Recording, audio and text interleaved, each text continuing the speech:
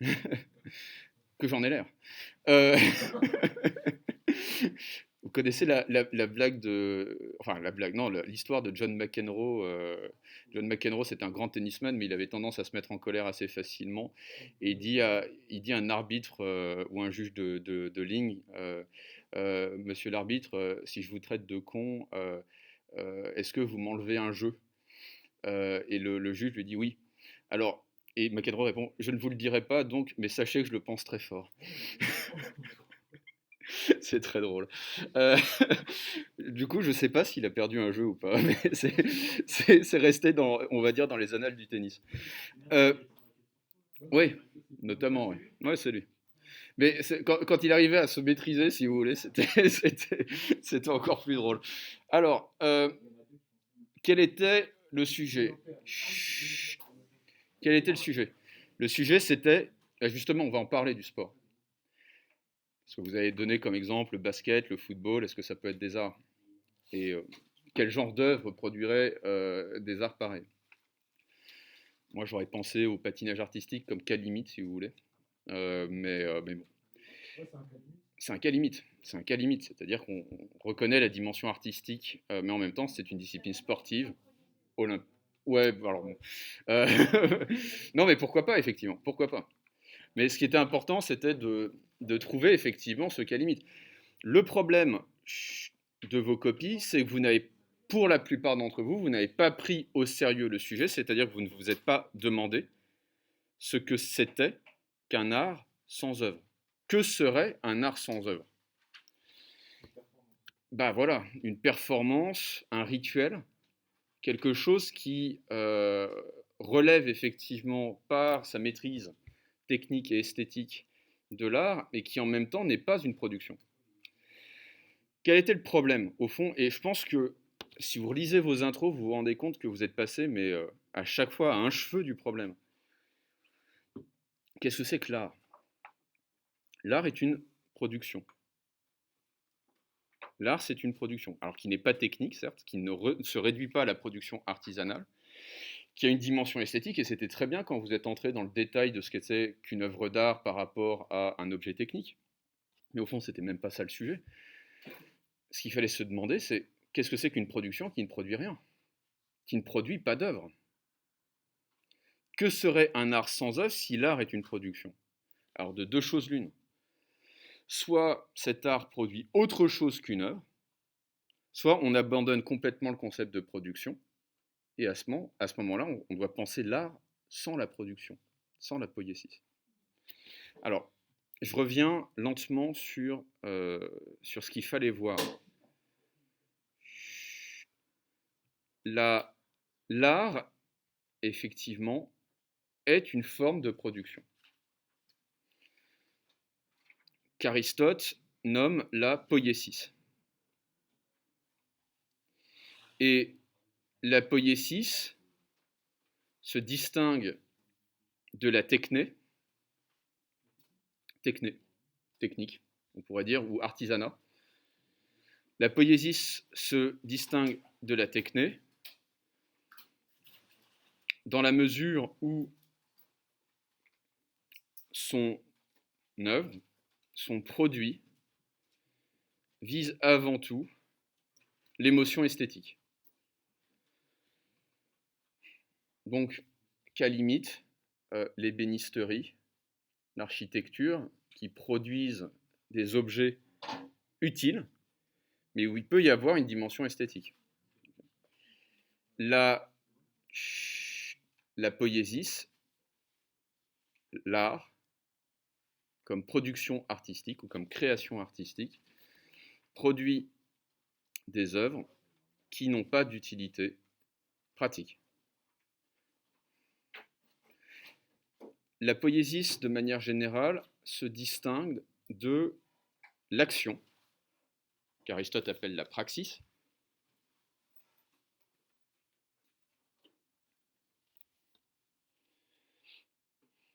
qui modifie. Qu'est-ce que c'est que la praxis? La praxis est un acte qui modifie la réalité, précisément sans produire quelque chose, sans produire un artefact.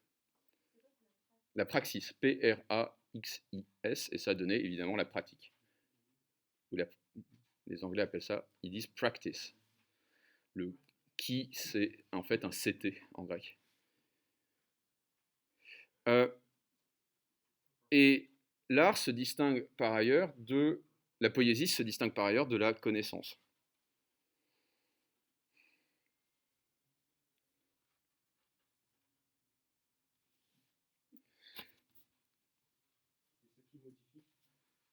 C'est ce qui modifie l'action, c'est ce qui modifie la réalité sans produire justement, sans produire d'œuvre. Par exemple, je marche dans la rue, je produis rien. C'est le problème qui se pose. C'est le problème qui se pose pour la danse et peut-être de manière plus radicale encore pour le football. Quelle est l'œuvre d'un footballeur? Bah, c'est pas une œuvre justement. La performance n'est pas une œuvre. C'est ça le problème. Et bah oui. Et en fait, il y avait deux questions fondamentales qui se posaient.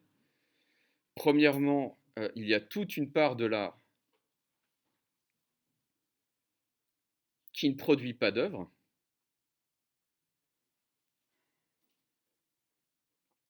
au sens d'artefacts, d'objets extérieurs à l'artiste pouvant être contemplés, manipulés, lus, etc., etc., par un public. Par exemple, la danse, la musique de manière générale.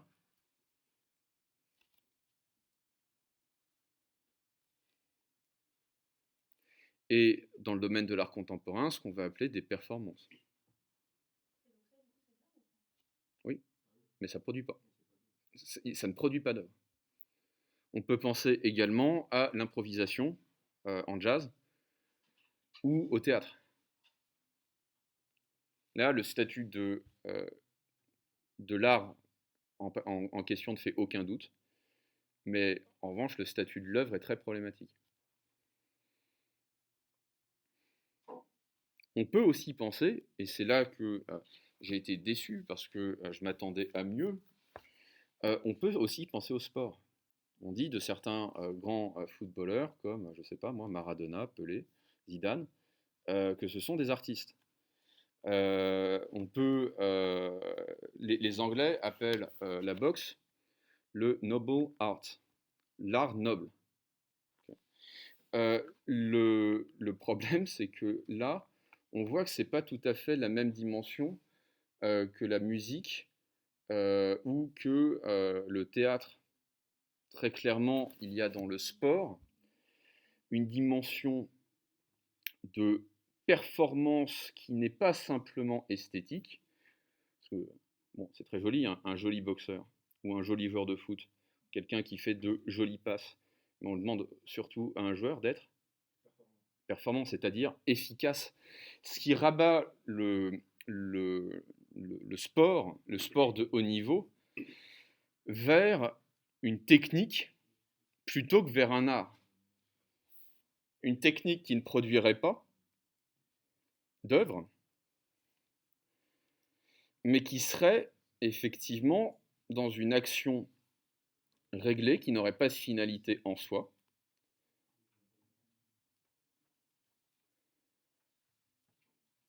En revanche, qui serait parfaitement encadrée dans des règles, ce qui impose des figures imposées. Ce qui impose des figures, en fait. Je ne sais plus qui m'a parlé des gestes techniques du football, passe, dribble, lob, centre, etc., etc. Mais ce sont des gestes techniques. Ça devrait vous interroger, ça. Pourquoi ce sont des gestes techniques? C'est parce qu'ils remplissent une finalité au sein de la partie.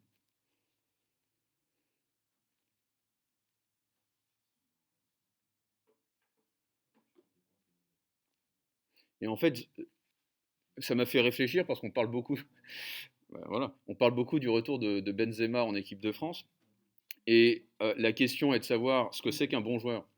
Est-ce qu'un bon joueur, c'est un joueur qui est techniquement performant, qui est beau à voir jouer, Ou est-ce qu'un bon joueur, c'est quelqu'un qui est efficace au sein d'une équipe?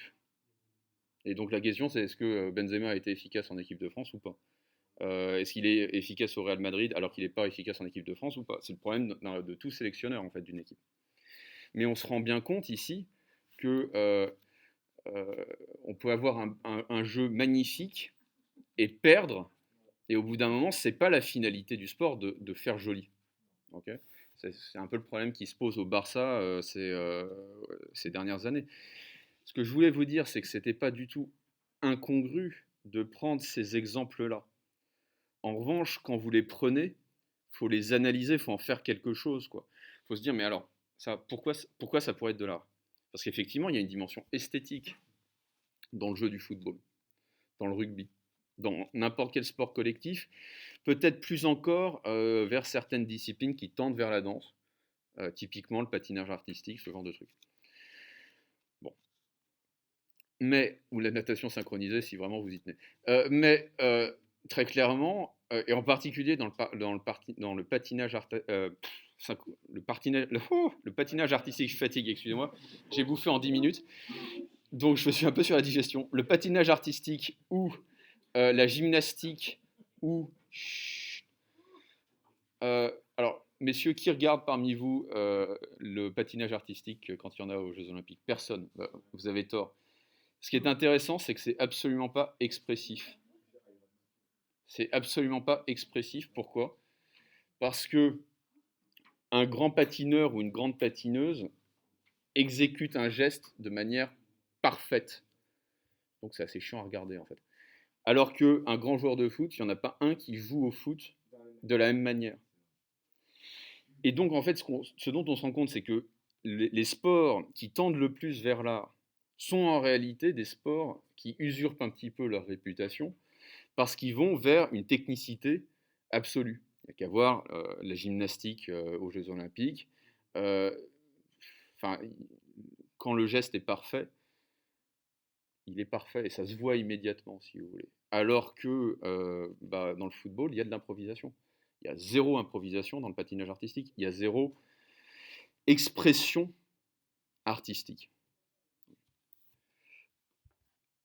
Alors, l'autre dimension du sujet, qui n'a pas été traitée, c'est que il fallait se concentrer, à mon avis, à un moment ou à un autre, sur, et peut-être qu'il fallait commencer par là, sur ces arts dont le caractère créatif n'est pas en question, mais qui ne produisent pas d'œuvre. Typiquement, la musique. Typiquement la musique. Typiquement, le chant, la danse.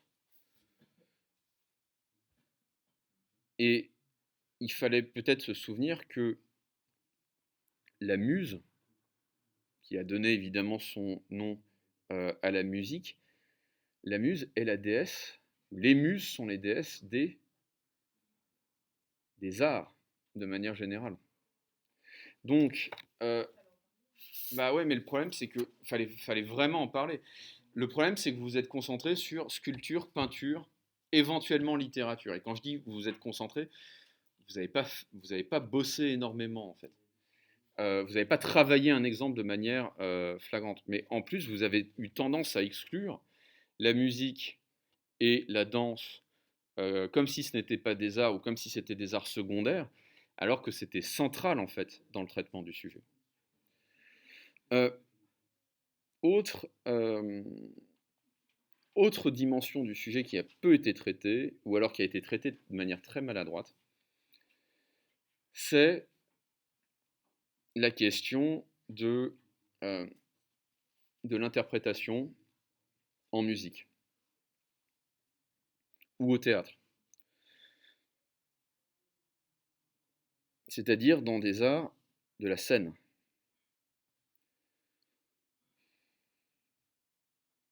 Pendant des siècles, il n'y a pas eu de manière d'enregistrer, de méthode d'enregistrement de la musique. En particulier, on est en train encore de se demander comment déchiffrer des ce qu'on pense être des partitions qu'on trouve au Liban, hein, sur le sol de l'ancienne Phénicie, qu'on trouve en Grèce. Qu'est-ce que c'est que ces machins? Comment est-ce qu'ils notaient la musique? Est-ce qu'ils jouaient à partir de partitions, etc. Et évidemment, il n'y avait ni magnétophone, ni gramophone, ni micro, ni rien du tout de tout ça. Autre problème pour la musique, et en particulier pour la musique classique. L'interprétation musicale dépend en grande partie des instruments qu'on utilise. Or, je pense que, enfin peut-être l'ignorez-vous, mais ce qu'on appelle le piano aujourd'hui n'était pas du tout ce qu'on appelait le piano il y a 2 siècles.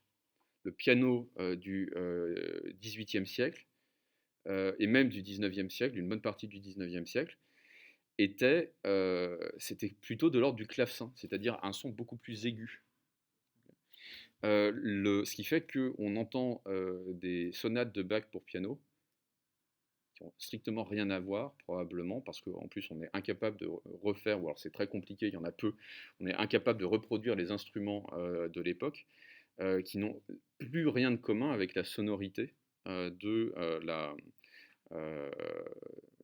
devait être celle de l'époque, celle de l'œuvre dans son temps. C'est une vraie question, c'est-à-dire qu'on n'entend pas Bach comme Bach l'entendait. C'est-à-dire que ça rend le caractère, on va dire, éternel de l'œuvre beaucoup plus compliqué à appréhender dans ces cas-là. Plus, et évidemment là on va vraiment vers le centre du problème. Je ne sais pas si vous écoutez beaucoup de musique classique, mais entre, je ne sais pas moi, une orchestration de la 9e symphonie de Beethoven par Van Karajan, par Barenboim, etc., etc., etc., en fait, il y a des vraies différences. C'est pas le même rythme, ce ne sont pas les mêmes sonorités, ce n'est pas le même éclat. Okay. Donc en fait, on n'entend jamais la même œuvre musicale. Quand c'est de la musique qui est faite sur scène, qui est enregistrée à un moment précis. Alors, effectivement, maintenant non, c'est-à-dire que maintenant, les moyens d'enregistrement électronique permettent de reproduire un son de manière parfaitement, enfin vraiment à l'identique. Les premiers à avoir fait ça, c'est les Beach Boys dans un album qui s'appelle Pet Sounds. Ils enregistraient leur son et en fait ils arrivaient à monter ça comme au cinéma pour reproduire le son exactement à l'identique. Metallica a fait ça après, etc. etc. Maintenant, le sample, c'est une technique qui est monnaie courante. Donc, est-ce qu'on peut parler d'œuvre musicale? À quelles conditions peut-on parler d'œuvre musicale? Et si oui, qu'est-ce qui fait œuvre dans ces arts dont il semble qu'ils ne produisent pas d'artefacts? Alors on pourrait dire, ce qui fait œuvre, c'est la partition.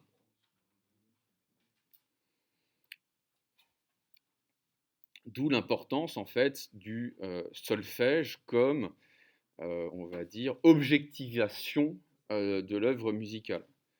Mais on se rend, par exemple, moi j'ai des copains qui sont musiciens qui lisent des partitions, c'est-à-dire qu'ils écoutent de la musique en lisant des partitions.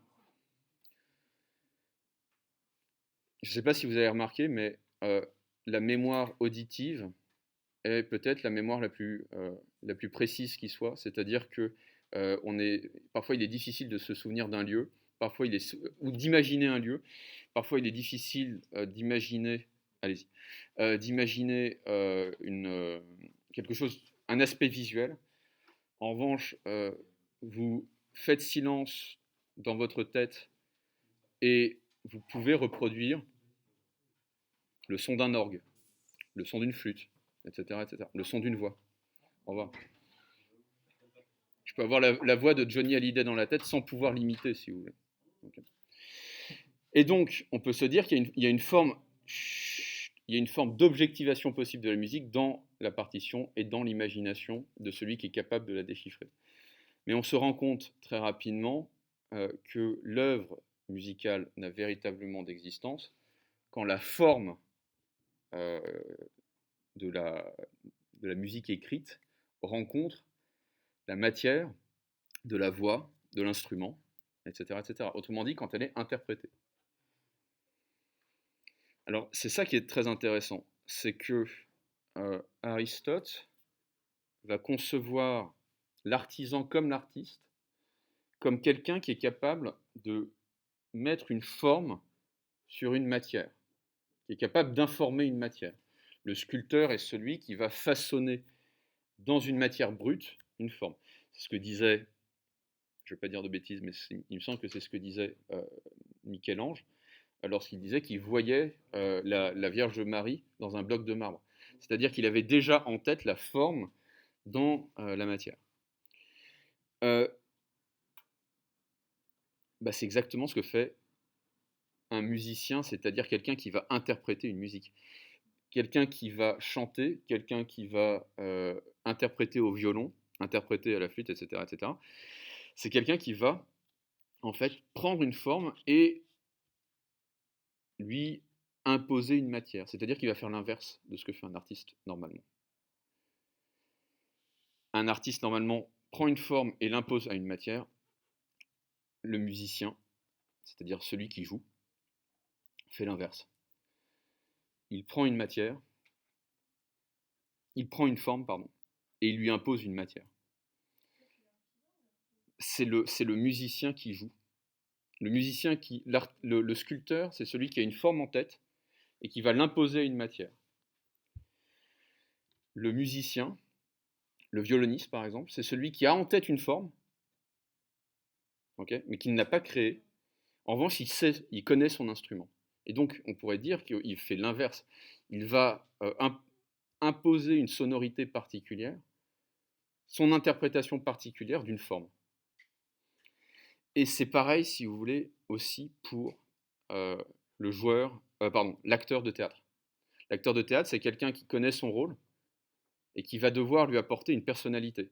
C'est-à-dire qu'il va devoir matérialiser une forme, la forme de Sganarelle, la forme de Don Juan, etc., la forme d'Hamlet, et qui va complètement changer, en fait, la manière dont on voit le rôle. Est-ce que vous avez regardé une série qui s'appelle Sherlock? Ok.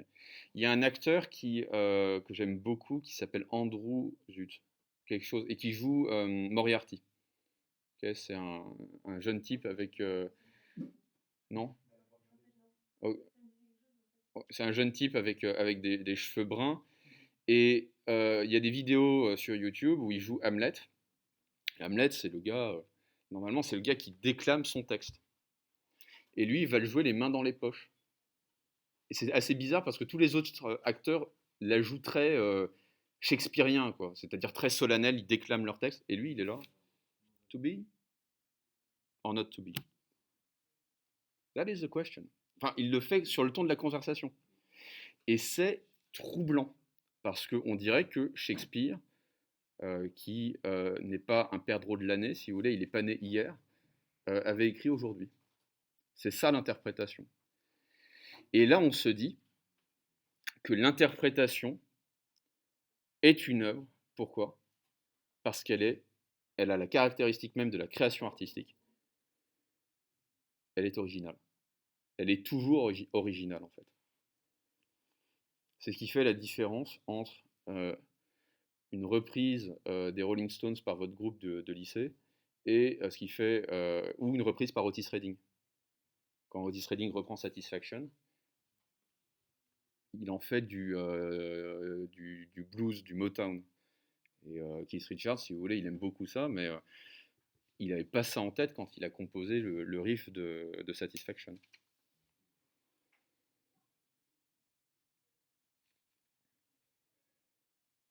L'autre point qui a été assez mal traité, c'est l'art contemporain. Alors, quelques mots sur l'art contemporain. Il y a une copie qui a remarqué de manière assez maladroite, mais c'était plutôt bien vu, que l'art contemporain commence en 1914. Donc c'est pas si contemporain que ça en fait. Qu'est-ce que ça veut dire contemporain ici? Bah non, justement. Quel est le rapport de l'art à l'histoire?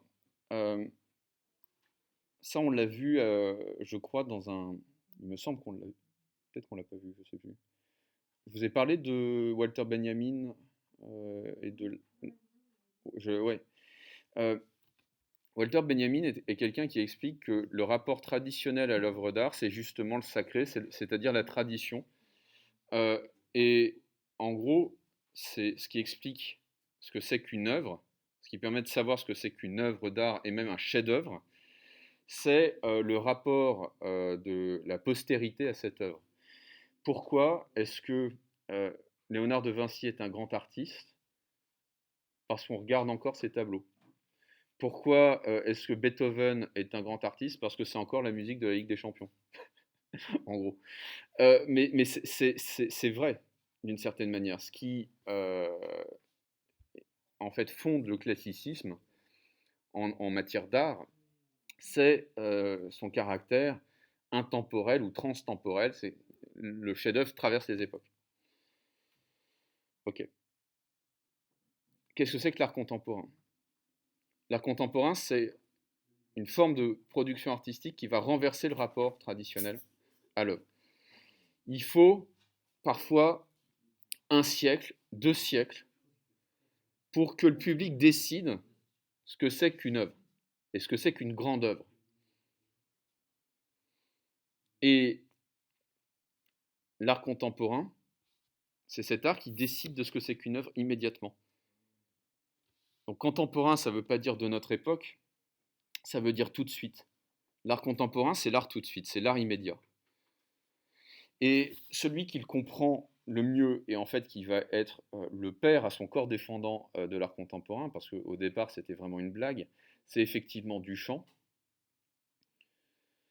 Et Duchamp était un véritable artiste, c'est quelqu'un c'est un très grand dessinateur en particulier. Et il va acheter un urinoir, hein, une pissotière, euh, et il va l'exposer à New York. Je crois que c'est en 1917. Et les Américains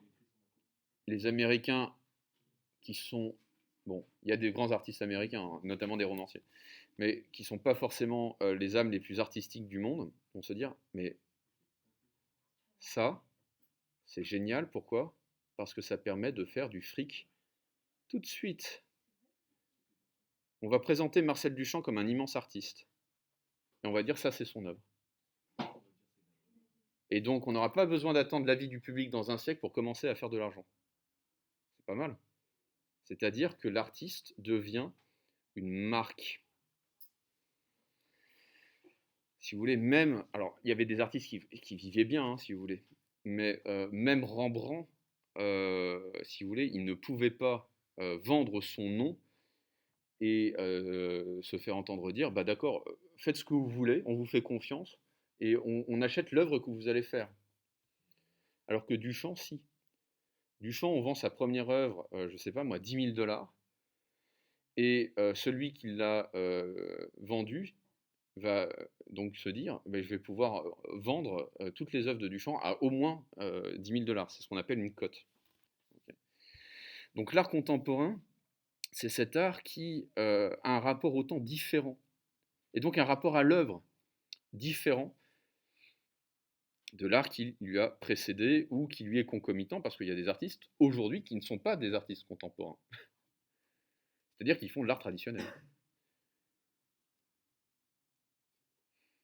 Et ce qui est intéressant dans l'art contemporain, j'avais parlé des tristement célèbres conserves de merde de Manzoni, miam miam, bon appétit bien sûr, c'est que l'art contemporain va avoir tendance à créer des œuvres qui tendent vers leur propre disparition.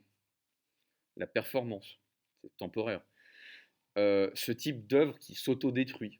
Bansky avait fait pareil Alors on peut voir ça comme une arnaque, mais il avait peint des toiles ou des graffitis dont la peinture était programmée d'une certaine manière, chimiquement, à se dissoudre.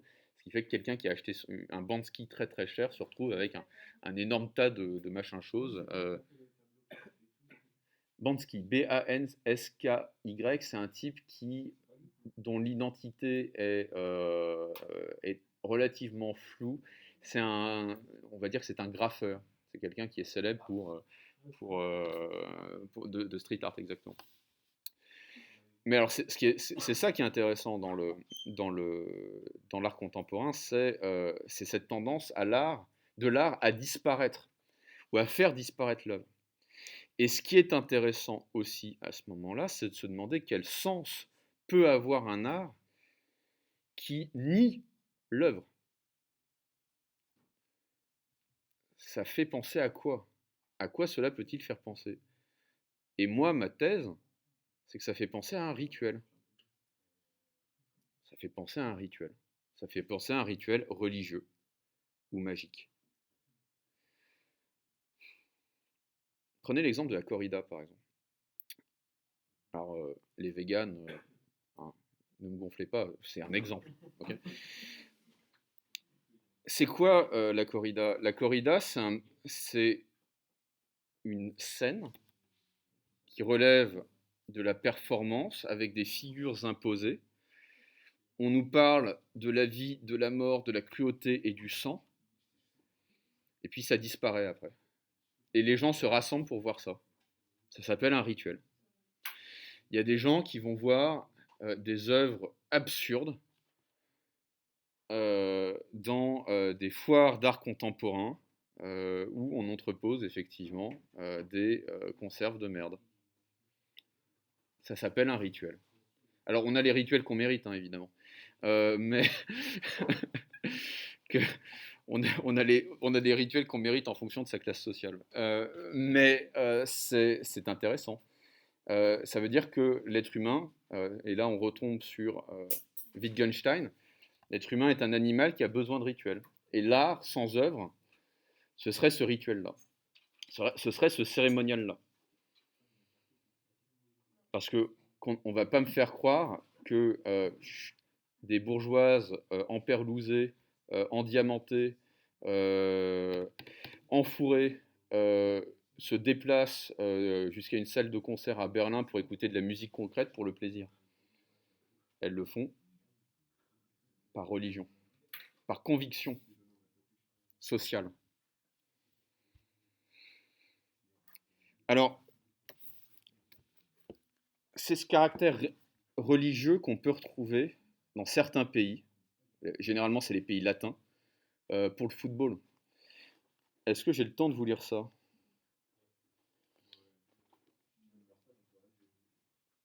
C'est un livre de Alessandro Barrico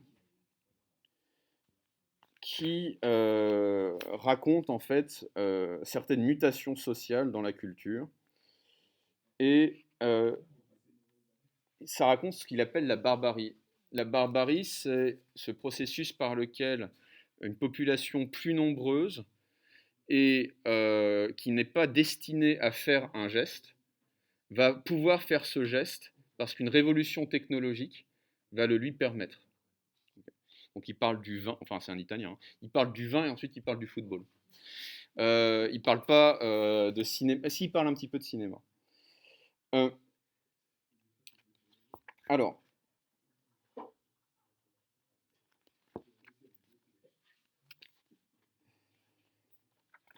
il dit que le football est devenu barbare. Le football est un autre village apparemment saccagé par les barbares, mais on pourrait parler du sport en général. On a l'impression diffuse que, là aussi, le véritable esprit s'est perdu. Ça date des années 2005. Sa caractéristique la plus noble, si l'on veut, l'âme. Est-ce vrai ou n'est-ce que du vent? Les deux sans doute. La nostalgie du football d'avant quoi d'ailleurs, porte sur les questions les plus variées. Tous les matchs qui se jouaient le dimanche, les maillots numérotés de 1 à 11, sans sponsor et toujours les mêmes, des joueurs sans agents et sans mannequins, des entraîneurs qui permettaient à la valeur individuelle d'éclater, donc à l'originalité de l'artiste d'éclater, des stades moins vides et des calendriers moins pleins, la Coupe des Champions et non la Champions League, la disparition de joueurs qui font toute leur carrière dans une seule équipe, les virages sans drapeau nazi ni faucille et marteau, moins de dopage et plus d'envie, moins de schémas tactiques et plus de talent, moins d'argent et plus de substance dans le short. Je résume, mais en gros c'est ça. J'ajouterais un football plus propre, plus moral et plus humain. Il est possible que les nostalgiques aient raison en se cantonnant toujours à l'Italie, car c'est peut-être différent ailleurs. D'après moi, l'image qui est la synthèse la plus forte, c'est de voir un joueur comme Roberto Baggio sur le banc de touche. Autrement dit, quand, pour toute une série de raisons, un sport change à tel point qu'il devient sensé pour ne plus aligner celui qui en est la plus grande haute expression, le talent, l'artiste, l'exceptionnel, l'irrationnel. Cela signifie qu'il s'est passé quelque chose. Que serait un tennis dans lequel McEnroe n'aurait pas fait partie des... Aujourd'hui, il ne le serait pas. Dans lequel McEnroe n'aurait pas fait partie des 100 premiers au classement. À travers la tristesse des numéros 10 qui restent assis sur le banc de touche, le football raconte une histoire qui semble suicidaire. Alors, que dit Baricot? C'est un bouquin que je vous recommande vraiment de lire. Baricot explique que les Hollandais, et en particulier le staff de l'Ajax Amsterdam dans les années 70, vont inventer ce qu'il appelle le football total, c'est-à-dire des joueurs qui sont stéréotypés, qui sont grands et musclés, et qui vont être capables de tout faire, c'est-à-dire de monter en attaque, de descendre en défense, et il n'y aura plus de numéro 10, c'est-à-dire il n'y aura plus d'artistes capables de créer le jeu. Il y aura un entraîneur qui imposera un schéma tactique. Voilà, je vous remercie.